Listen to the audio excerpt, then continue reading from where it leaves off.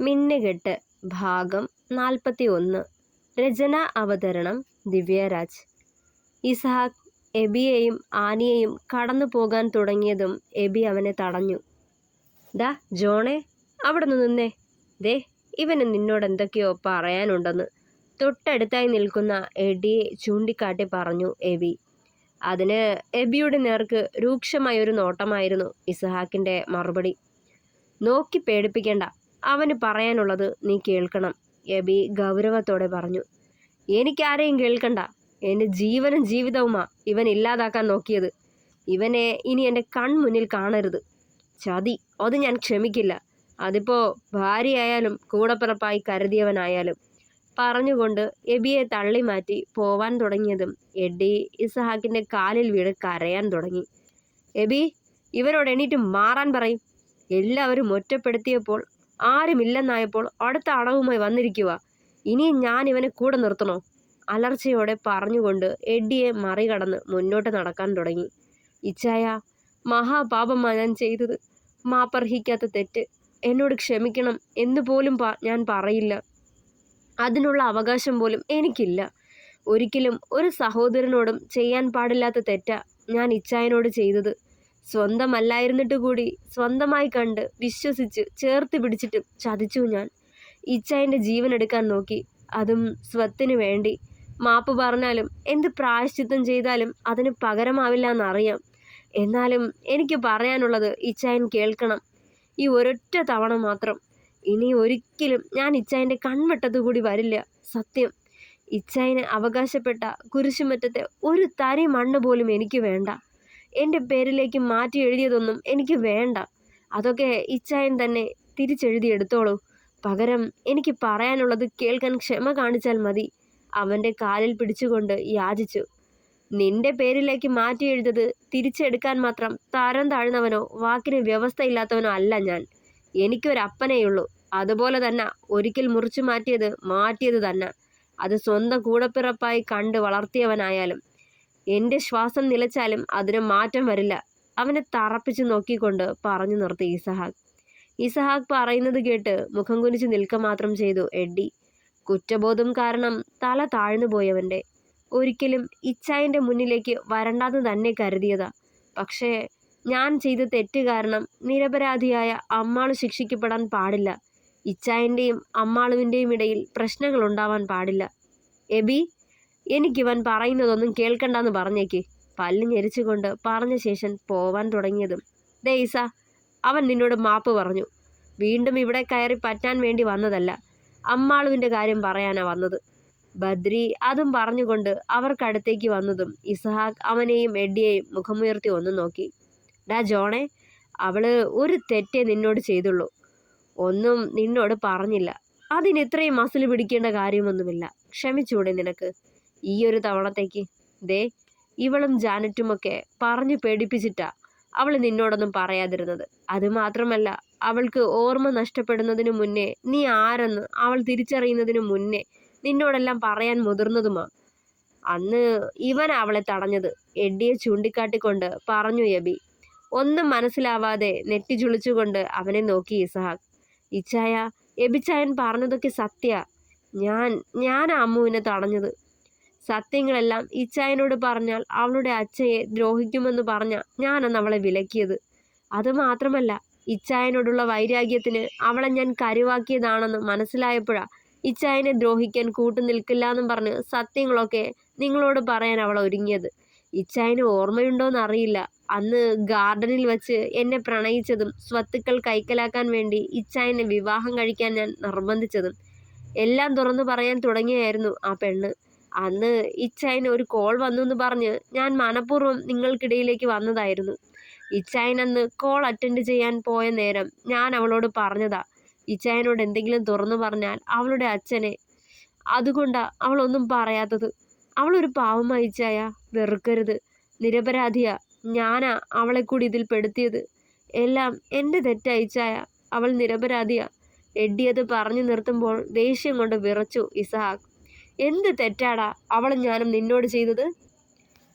നീ കാണുന്നതിലും എത്രയോ കാലം മുന്നേ ഞാൻ അവളെ നെഞ്ചിൽ പേറിയവനാ. എൻ്റെ സ്വത്തുക്കൾ നിനക്ക് വേണമായിരുന്നെങ്കിൽ ഒരു മടിയും കൂടാതെ തരുമായിരുന്നില്ലേ? എന്തിനാ ഞങ്ങൾക്കിടയിലേക്ക് വന്ന് ഞങ്ങളുടെ ജീവിതം തകർത്തത്?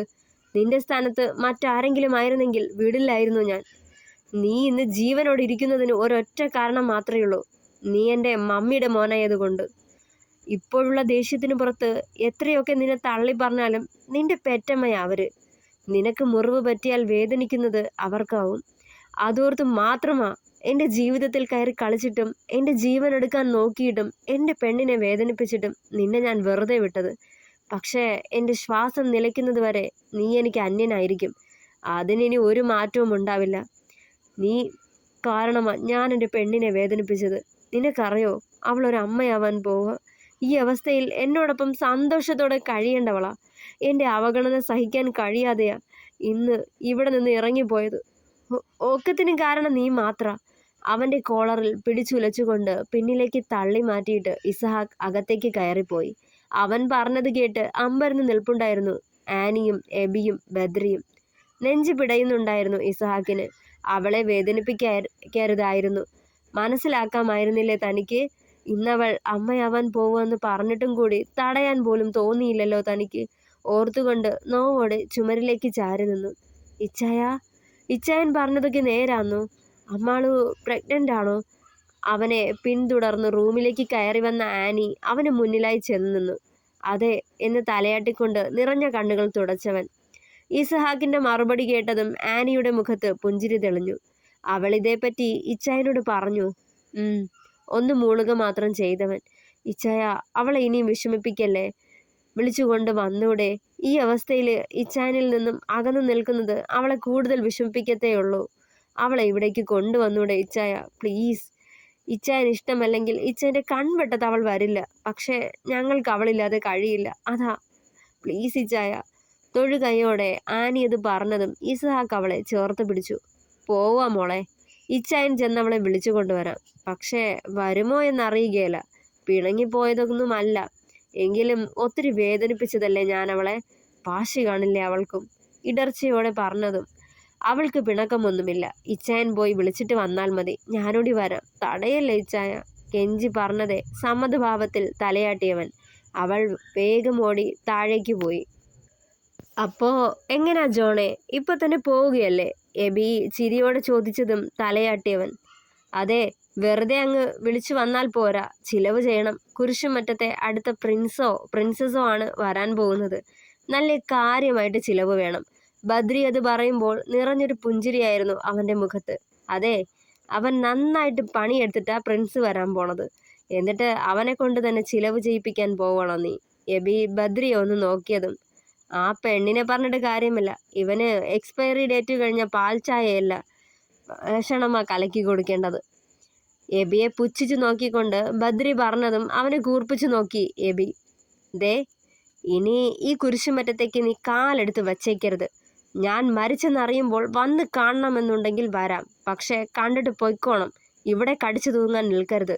തൻ്റെ മുന്നിൽ കുറ്റവാളിയെപ്പോലെ തലകുമ്പിട്ട് നിൽക്കുന്നവനെ ഒരു ദാക്ഷിണ്യവും കൂടാതെ ശകാരിച്ചു സോഫി. നീയൊക്കെ ഒരിക്കലും മാറില്ലടാ. അതുകൊണ്ട് തന്നെ വിശ്വസിക്കാനും കൊള്ളുകയില്ല. പാലൂട്ടിയ കൈക്ക് തന്നെ തിരിച്ചു കൊത്തുന്ന വിഷസർപ്പം, ചതിയൻ. ഇനി ഇങ്ങനെ ഒരമ്മയോ പെങ്ങളോ ഉണ്ടെന്ന് കണ്ട് ഇവിടേക്ക് കയറി വരരുത് നീ. എൻ്റെ കുഞ്ഞിന് നിന്റെ നിഴല് പോലും ഏശരുത്. നീ എൻ്റെ ചോരയിലെ മോനല്ലേടാ. നിന്നോട് സ്നേഹമില്ലാണ്ടിരിക്കുമോ എനിക്ക്? അത് നീ മനസ്സിലാക്കുമെന്ന് ഞാൻ കരുതി. അതുകൊണ്ടാടാ അമ്മയില്ലാത്ത എൻ്റെ മോനെ കുറച്ച് കൂടുതൽ സ്നേഹിച്ചത്. നിന്നെ അധികം സ്നേഹിക്കുന്നത് കാണുമ്പോൾ അവന് വേദന തോന്നിയാലോ എന്ന് കരുതി. പക്ഷേ അതിനവൻ്റെ ജീവൻ എടുക്കാൻ നീ പുറപ്പെടുമെന്ന് കരുതിയില്ലടാ മഹാഭാവി. വിതുമ്പലോടെ പറഞ്ഞു നിർത്തി സോഫി. കുറ്റബോധം കൊണ്ട് എഡ്ഡിയുടെ നെഞ്ചിൽ ഭാരം നിറഞ്ഞു. തെറ്റ് തന്നെ മമ്മി ഞാൻ ചെയ്തത്. അതിനുള്ള ശിക്ഷയും ഞാൻ അനുഭവിച്ചു കൊള്ളാം. ഈ ജന്മം നിങ്ങളുടെ ആരുടെയും കൺവെട്ടത്ത് ഞാൻ വരില്ല. പോവുക. പറഞ്ഞുകൊണ്ട് സ്വയം നിറഞ്ഞൊഴുകിയ കണ്ണുകൾ തുടച്ചു മാറ്റിക്കൊണ്ട് പുറത്തേക്ക് പാഞ്ഞുപോയി എഡി. കാറിന്റെ ചാവിയും എടുത്ത് താഴേക്ക് ചെന്നതായിരുന്നു ഇസഹാക്ക്. കത്രീന അമ്മയെ വീൽ ചെയറിലിരുത്തി ഉന്തിക്കൊണ്ടുവരുന്ന ആനിയെ അവൻ സംശയത്തോടെ നോക്കി. നീ ഇങ്ങനെ നോക്കി പിടിക്കേണ്ട ജോണേ, ഞാനൂടി വരുക എൻ്റെ മോളെ കാണാൻ. നീ വിളിച്ചാൽ എൻ്റെ കൊച്ചു ചിലപ്പോൾ വരാൻ മടിക്കും. അത്രയ്ക്കും ചെയ്തു കൂട്ടിയതല്ലേ നീയും അവനും കൂടി എൻ്റെ കൊച്ചിനോട്.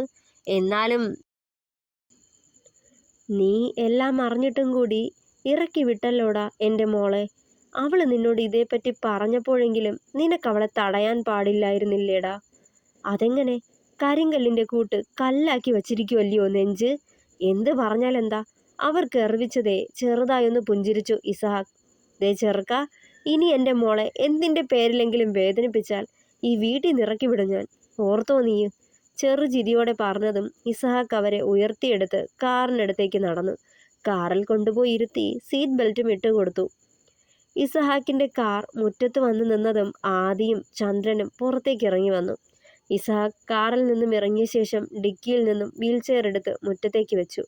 പിന്നാലെ കത്രീനാമ്മയെ എടുത്തിരുത്തുകയും ചെയ്തു. ആനി വീൽ ചെയറും തള്ളി മുറ്റത്തേക്ക് നടന്നു ചെന്നു. ചന്ദ്രനും ആദിയും കത്രീനാമ്മയുടെ അടുത്തേക്ക് ചെന്നു. അമ്മച്ചിയെ, സുഖമാണോ? ചന്ദ്രൻ അത് ചോദിച്ചതും അതെ എന്ന് തലകുലുക്കിയവർ. ഈ നേരം ഇസഹാക്കിൻ്റെ കണ്ണുകൾ അകത്തേക്ക് പാളി വീഴുന്നുണ്ടായിരുന്നു. അത് കണ്ടതും ആദി ആക്കി ചുമയ്ക്കുന്നുണ്ടായിരുന്നു. ചമ്മിയ ചിരിയോടെ ഇസഹാക്ക് നോട്ടം മാറ്റി. കത്രീനാമ്മച്ചിയെ, അകത്തേക്കിരിക്കാൻ നമുക്ക്. മോള് കിടക്കുക, നല്ല ക്ഷീണമുണ്ടെന്ന് പറയുന്നുണ്ടായിരുന്നു. ചന്ദ്രൻ പറയുന്നത് കേട്ടുകൊണ്ട് ഇസഹാക്ക് കത്രീനാമ്മയും കൊണ്ട് അകത്തേക്ക് കയറി ചെന്നു. ജോണേ, എന്താ മോനെ നിങ്ങളുടെ പിണക്കം? ഇതുവരെ കഴിഞ്ഞില്ലേ ഒന്നും? അവള് തെറ്റ് തന്നെ ചെയ്തത്. അവളോട് ക്ഷമിച്ചേക്കും മോനെ. അതിൻ്റെ സങ്കടം കാണാൻ വയ്യാത്തോണ്ടാ ഞാൻ കാണാണ്ടിരിക്കാൻ കരച്ചിലമർത്താൻ പാടുപെടാ എൻ്റെ മോള്. അത് കാണുമ്പോൾ നെഞ്ചിനകം വിങ്ങുവാ മോനെ. ഇനിയും എൻ്റെ മോളോട് വെറുപ്പ് കാട്ടല്ലേ നീ? ഇനി അവള് തെറ്റൊന്നും ചെയ്യില്ല, യാചനയോടെ പറഞ്ഞു ചന്ദ്രൻ. അതിന് മറുപടിയായി മൃദുവായൊന്ന് പുഞ്ചിരിച്ചു ഇസഹാക്ക്. ചന്തുമാമ, ഞാൻ അവളെ കൊണ്ടുപോവാൻ വന്നതാ. ഇസഹാക്ക് അത് പറയുമ്പോൾ ചന്ദ്രൻ്റെ മുഖം വിടർന്നു സന്തോഷം കൊണ്ട്.